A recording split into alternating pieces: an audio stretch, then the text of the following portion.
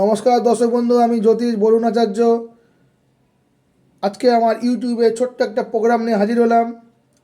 আজকের আলোচ্য বিষয় হচ্ছে সিংহ রাশির 2026 সাল কেমন যাবে। কি বললাম, আজকের আলোচ্য বিষয়বস্তু হচ্ছে 2026 সাল সিংহ রাশির জাতক জাতিকাদের কেমন যাবে তা নিয়ে একটা আলোচনা। ভালো করে শুনুন। সিংহ রাশির যারা জাতক জাতিকা আছেন তাদের কিন্তু এবছরটা মোটামুটি যাবে বা মোটের ওপর শুভ যাবে। খুব ভালোও বলবো না বা খুব খারাপও বলবো না।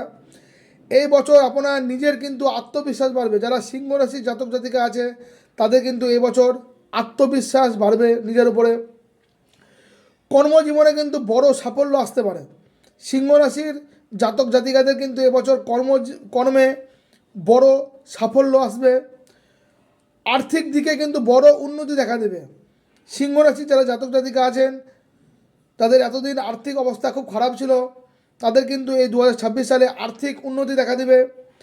রাগ কন্ট্রোল করতে হবে, না হলে কিন্তু মান সম্মান হানি হতে পারে।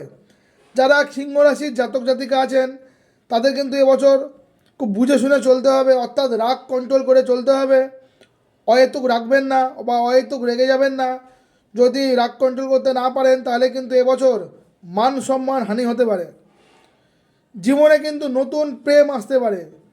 যারা সিংহ রাশির জাতক জাতিকা আছেন তাদের কিন্তু এবছর জীবনে নতুন কোনো প্রেম আসতে পারে এবং জীবনে নতুন কোনো বন্ধু আসতে পারে।